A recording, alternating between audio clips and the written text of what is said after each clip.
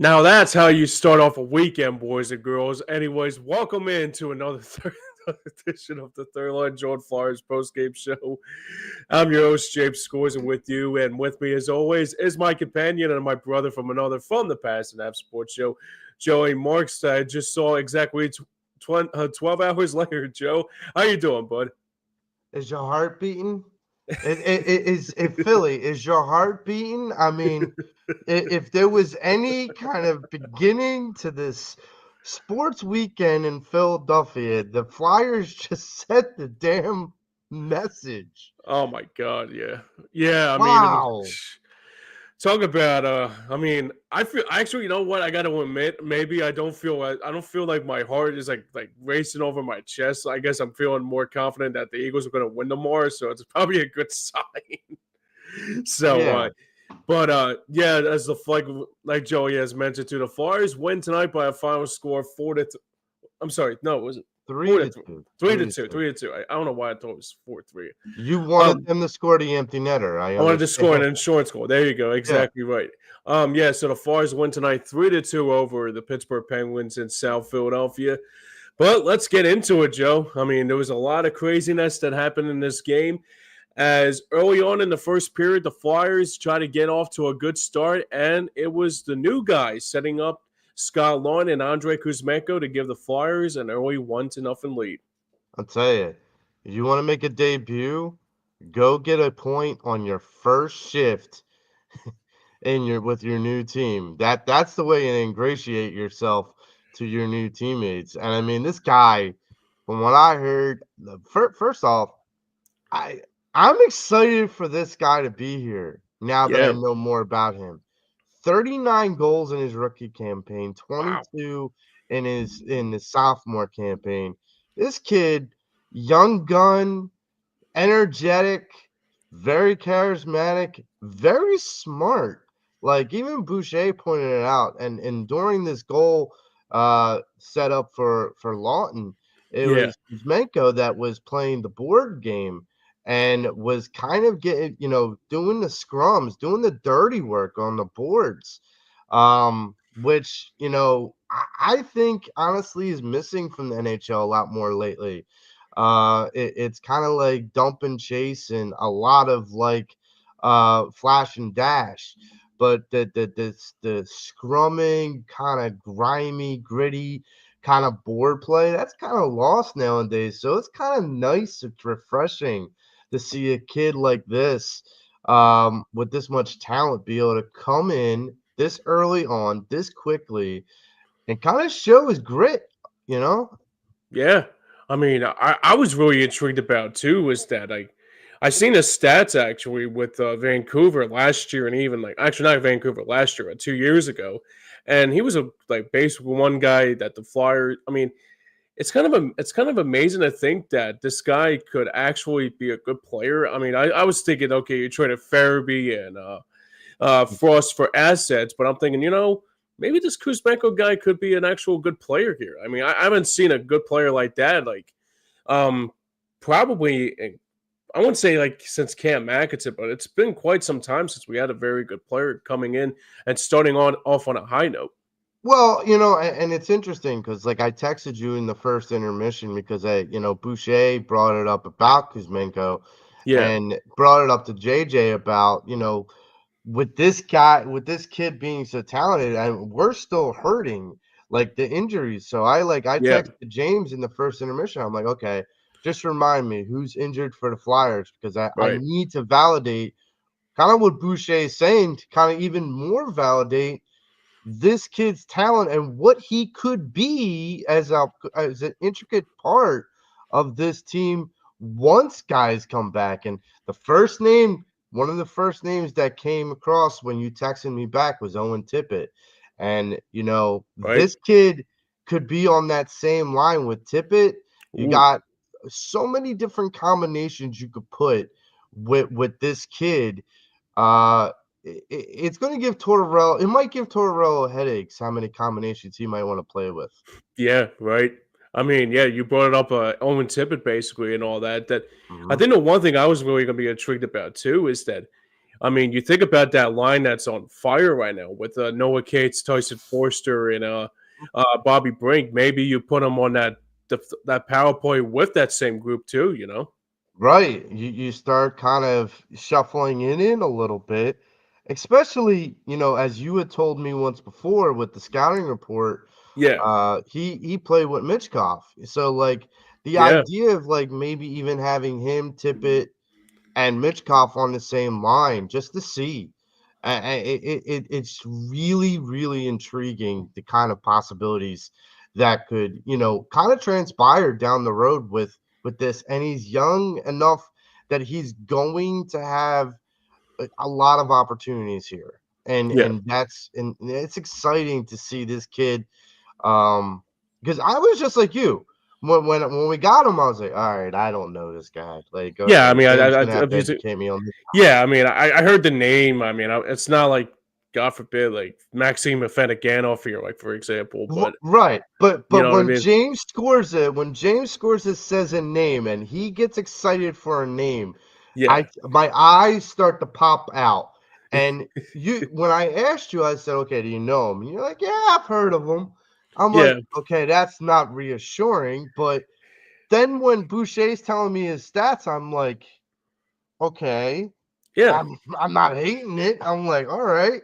I like he's not just this throwing guy, yeah. and it's not just a salary dump like a lot of people thought, which Correct. That's what gives I thought. me yeah, which gives me like more especially with this game, and Boucher brought it up too. You know, they got out to a fast and early start in this game, and this is the last game until they take the break. Having this game and then coming back from the break, getting some of those, tired and injured bodies prepared and ready. Yep. It only takes a 6, 7, 8 game win streak to really be in the thick of the wild card race, in the thick of the playoffs. So, as much and as poor as some of the Flyers games have been, this is not a team dead in the water. And No. if this team gets healthy with some of this young, and especially with someone like Kuzmenko, like I'm just more and more amped up.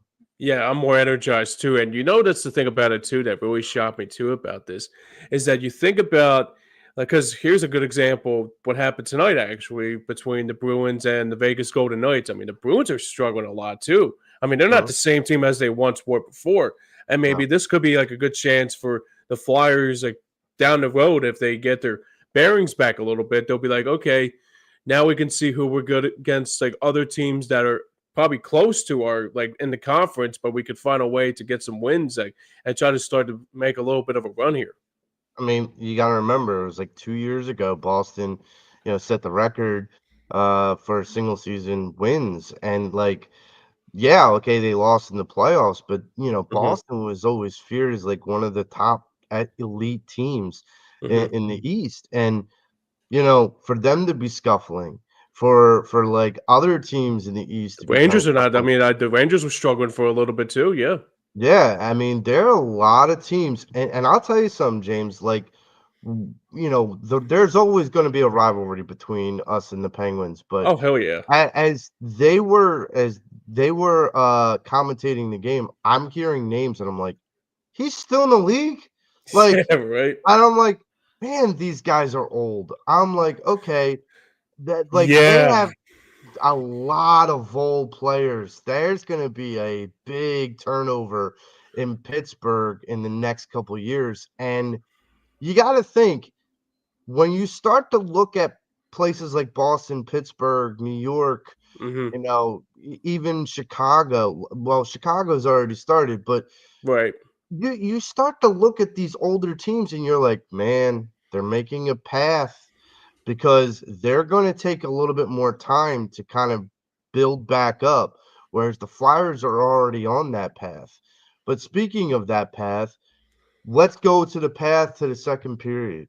Yeah, that's where basically, so the first period ended with the Flyers only having just a little bloody two shots on goal, and that was like the only that was a little bit kind of confusing though. But Sam Ersatz standing on his head once again in that first period was something. I mean, Ersatz playing his ass off, but at the same time, you got to do a better job of giving up two shots in that period.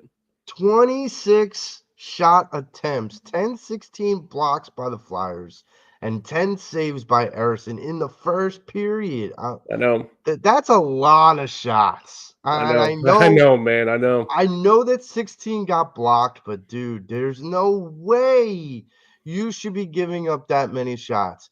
I Look, agree. forechecking needs to get worked on, and I've said this and preached this for a couple weeks now.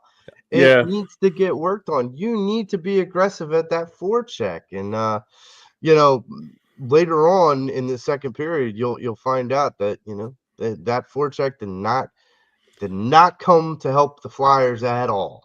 no, it didn't. Unfortunately, that this time the Flyers had only four shots on goal towards the halfway point of the second period, and it looked like the Penguins came back and also gave the Flyers a little bit of a fit, and they tied the score up at 2-2 apiece. Or Well, 1-1, 1-1, 1-1, yeah. 1-1. Yeah, 1-1. I'm sorry. I mean, So it's kind. You know what's crazy about it, Joe? I thought this was an actual like high scoring affair. I'd say it's hard to believe that it was only just a 3-2 final.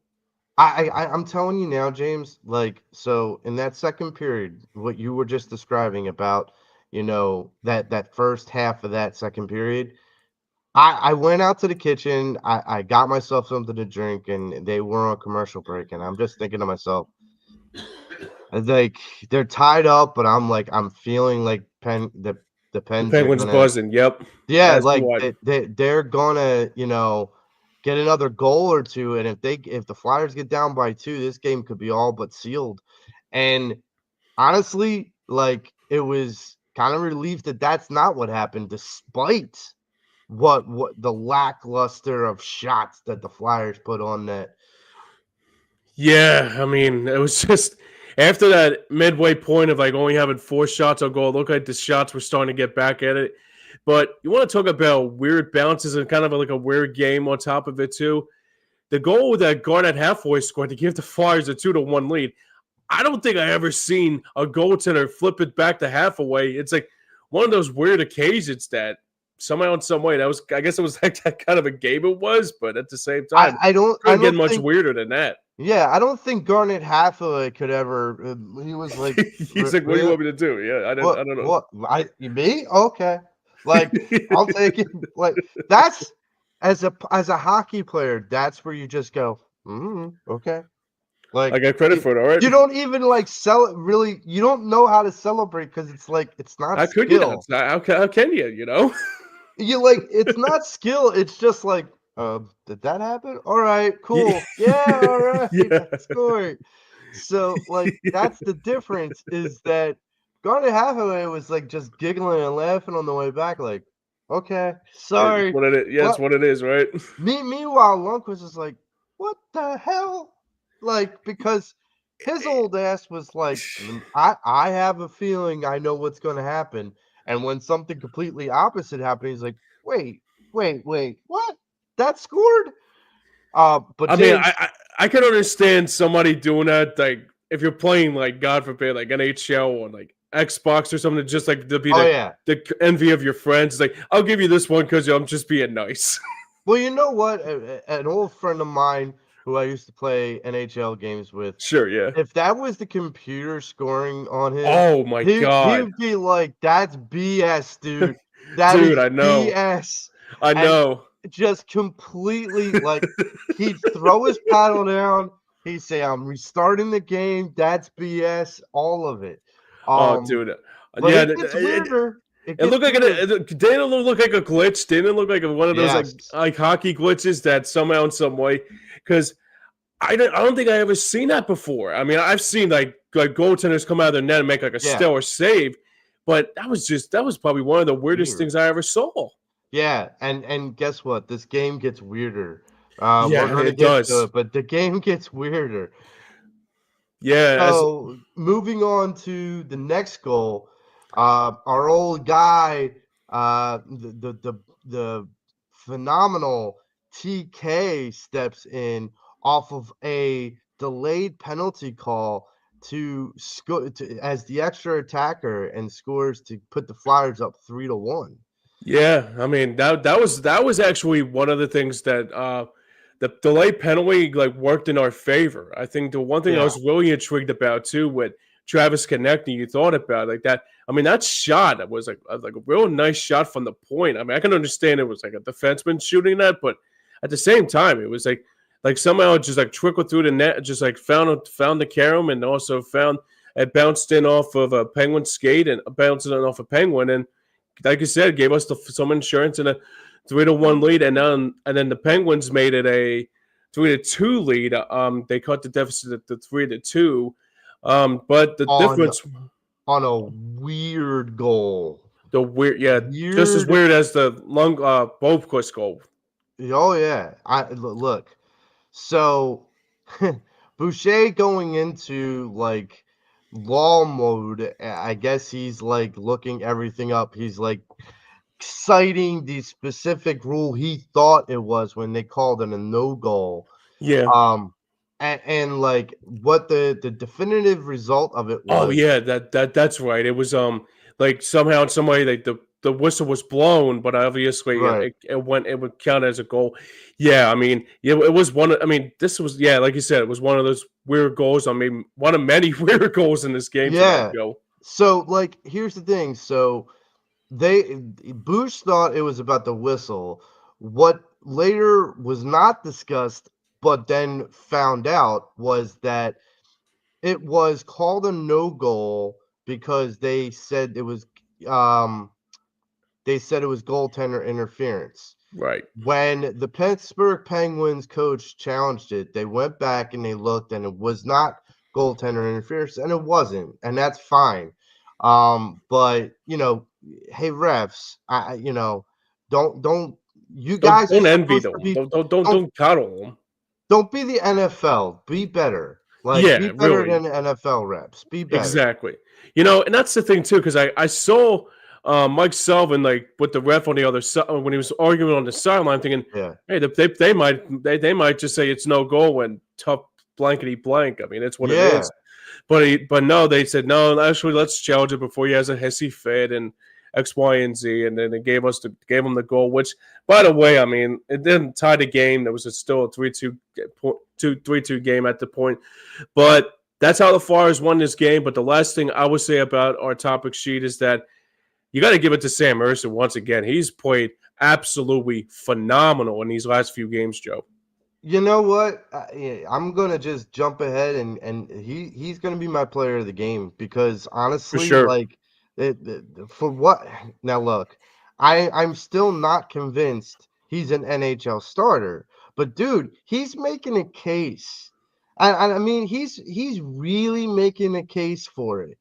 And so the jury's still out. I have the right to change my opinion later about him because honestly, I want look, he's had bad games. Hmm. So seeing those bad games, the scrutiny and the criticism is there that all he is a backup NHL goalie. Okay. Right. But then you see games like this and games like, Utah, and you start to looking like this guy's got some gems.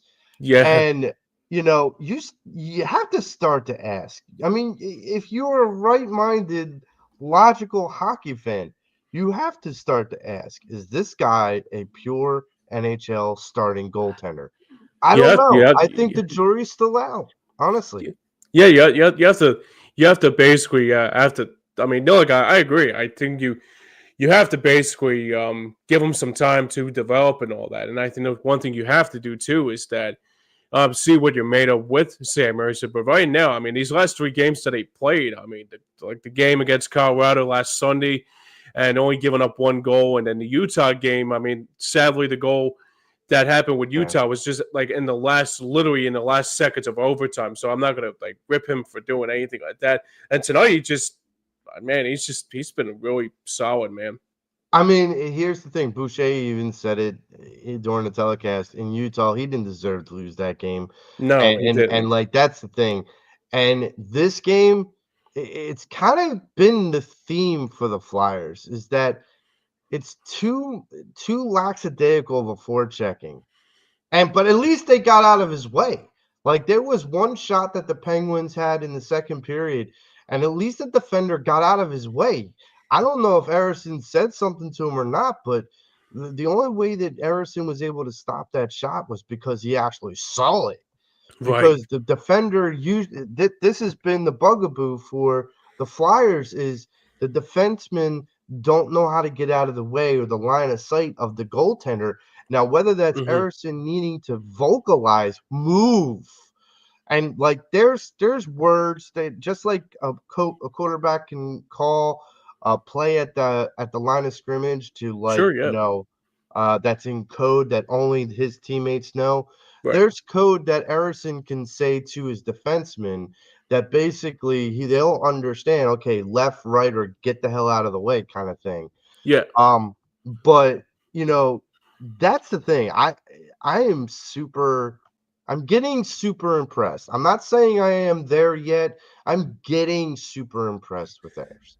Well, I'll say one word that I'll describe Sam Emerson. That is, I feel confident about him. I feel like Mm, he's getting more confident as a goaltender. I think, I mean, you think about when he came in here. Obviously, it was a tough situation. What happened with the other goaltender and still trying to mhm. fit in. But I mean, I actually liked him going back to when he was like first starting out. I said to myself, I mean, I was not like jumping the shark on like Carter Hart because of what happened, obviously, and also he was playing a little bit up and down hockey. But Yeah. I mean, it would have been a good like backup if Carter Hart was still here. He'll still will be the starting goaltender. Don't get me wrong, but Urson would definitely be the backup. But now Urson's starting to become more and more that starting goaltender, and he's like I said, he's just been really, really, really superb. In kind of adding to that, and it's kind of like a compliment to this franchise. Hmm. Uh, this has been a goaltending factory Yeah, because man. from Bobrovsky to you know Stolars to Right. Alex Lyon to Oh, Carter Hart to yeah. Erison now, like, and listen, we haven't seen exactly like we're seeing more of Sam Erison, so we know like he shows glimpses of this greatness or of this improvement. We haven't seen as much from Koslov and Fedotov, Right.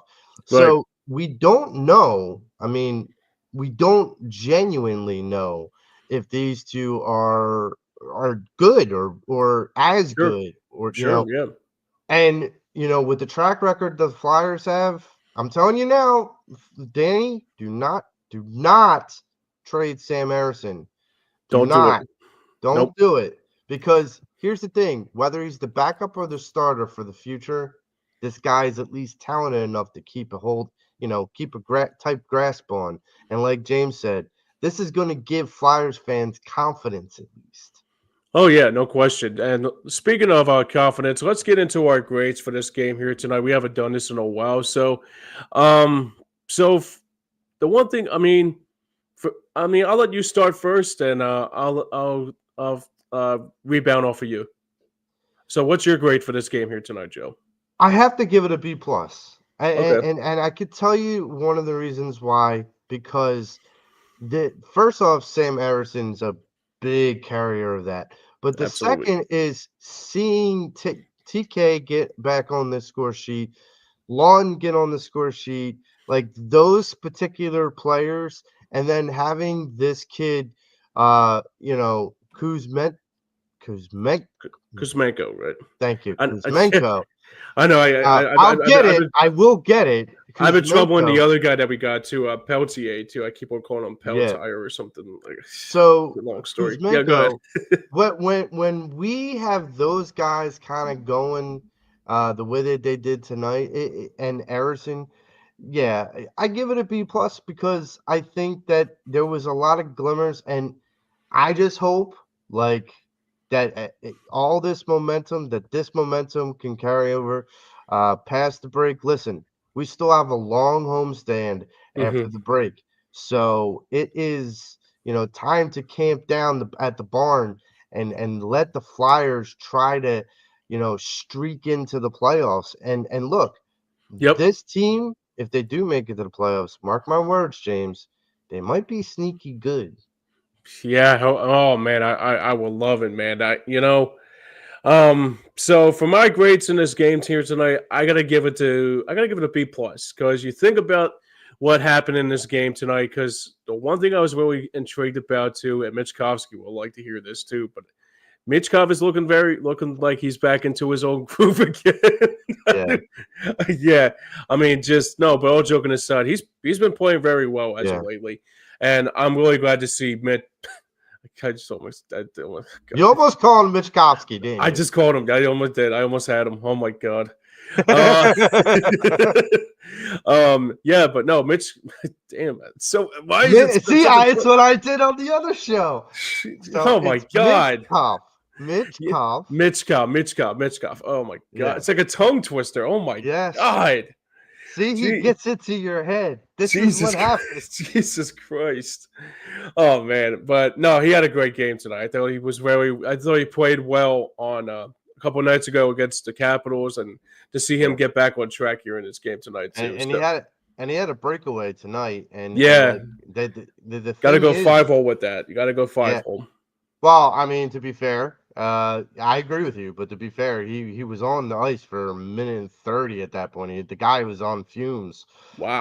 I don't think he could have pulled the stick back to go like backhand to forehand. Yeah, yeah, you're right. But I didn't think of that. Yeah, you're right. but here's the thing. The thing that Boucher said in the game, and tell me if you agree with this, is that lately they've been taking the reins, the little protectors off of Mitchkov. They're letting him kind of free up a little bit. Hmm. And I think that it's going if you have some of these guys, and this is the other part of the Kuzmenko kind of deal with and the injuries. If you give Mitchkov this idea of just let him go,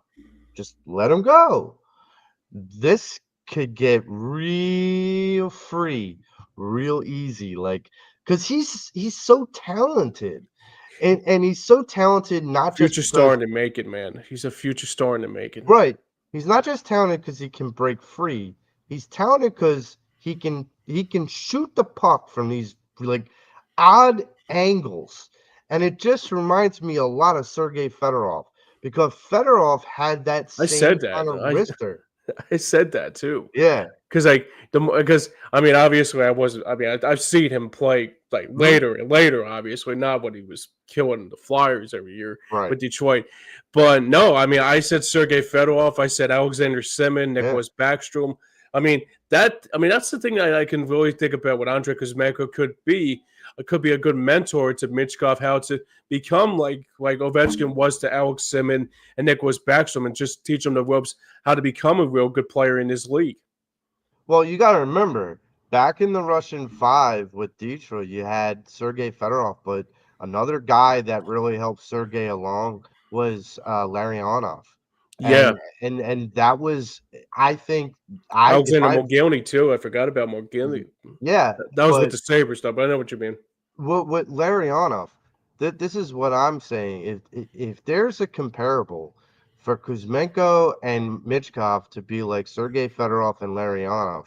Ooh, Ooh, I- if that's your nucleus with yeah, Owen Tippett and Travis Konechny, whoo, stay tuned, Flyers fans. yeah, It and ain't over. it ain't over till it's over. And I guess that's our MVP of the game tonight. You think of I mean, you said Sam Mercer as your MVP, Yep. and I guess I both agree that Mitch. Damn it, I did it. Again. I almost had it. I was right there. I thought you had it. I thought I had it too. I thought I had it too. Mitchkov Yep. was my MVP too. So, but I mean, if we could probably do like see who was the other MVP if we have nobody else in the way. I mean, if we can move on, I mean, like I think like that could be our MVPs in the night, Urson and Mitchkov, right? Yeah, absolutely. Why don't we take a look around the league? Yeah, right there with you. That's what I was going to say. I guess we're running out of time here. I think I jumped the shark a little bit with the time. Yeah. I know it's well. Hey, look, it's Super Bowl Eve, and the last game before the break, the long 2 week break, and around and that, everybody's off until the 2 weeks from now. So they'll be back on the 22nd. So that will Yep. be 2 weeks from now. All right, let's go around the National on this night here in the NHL for the final Saturday before the Four Nations Cup. There's a couple games that went final early on today as the Hurricanes won again over against Utah by a touchdown, 7-3. So I can see right now that's going to be I can see Super Bowl is going to be in the wake. Tampa Bay beating Detroit 6-3. 4-0 Devils over Montreal. The Golden Knights, I didn't see this, but I saw it towards the end of the game when I was doing my pregame stuff for the Hockey Night on Board Flyers pregame show on Hardcore Sports Network. Vegas taking the Bruins down in the last minute, 4-3 up at TD Garden. Panthers continue to win. They won 5-1 over Ottawa. Like I mentioned, the Flyers win tonight 3-2 over Pittsburgh. St. Louis wins again by a score of 6-5 over Connor Bedard and the Blackhawks. Canucks winning right now, they actually did win today, 2-1 over Vancouver. The Rangers win over Columbus 4-3 up at Nationwide Arena. A couple games going on right now on this slate on this last Saturday before that Four Nations face-off. Minnesota has a 5-3 lead over the Islanders right now. 4-3, the Predators on top of the Sabres. And a couple games going on tonight at the 10 o'clock hour, just around puck drop, is the Sharks taking on the Stars, Kraken taking on the Flames, and the Kings taking on the Ducks. That's a 10:30 puck drop. And the next couple games tomorrow for the slate of the NHL slate. So Ovechkin looks like he's going to try to beat against Gretzky's record. He's now, I guess, down to 16. And if he can go down to 15 tomorrow, he'll be 880. So there'll be 15 away for Alex Ovechkin to break that record. I mean, it's unbelievable as they take on the Utah Hockey Club. That will be a matinee 12:30 puck drop. And the last one of the night, it will be another 1 o'clock game before Super Bowl Sunday and our Eagles, obviously, in it. It will be the Habs taking on the Lightning. Yep. It's going to be an interesting Four Nations. It's going to be an interesting break, and it'll definitely be an interesting second half of the NHL season. And the hope is that the Flyers can come out and kind of bust the doors open. Yeah, absolutely. And the last thing I'll say before we go, for everybody out there that are going to be celebrating the Eagles tomorrow, please stay safe out there. Please do the right thing. Don't be a dumbass, because when you do dumbass things, you'll be labeled a dumbass, like Jim Schwartz would say. But, that's going to wrap everything up here for tonight. We got a busy day tomorrow, and I think I gotta rest my voice out tomorrow because I'm gonna be I've been under the weather for the last couple of days. So if you guys haven't seen me a lot, I'm gonna be probably like drinking a lot of tea and honey, and also cough drops, and just trying to keep my voice elevated until then. But that is a wrap for the Third Line Jawn Flyers postgame show. I want to thank once again my friend Joey Marks, who, by the way, earlier today had ourselves our super show over at Hardcore Sports Network. So if you did not see it earlier today, please watch it on YouTube or Facebook or wherever your social media platforms. It was a great show today, and we could not do it without you guys. But now, for everyone behind the scenes and for everyone that made it work here tonight, for Joey Marks, for Pat Bernard behind the glass, and for everybody else over on the Third Line Jawn Flyers postgame show, this is James Scorza saying so long. Have a great day, everybody, tomorrow. Go Birds. Stay safe. Until then, we'll see you We'll see you next time. We'll see you next time. Go Birds. Go Birds. Let's get it.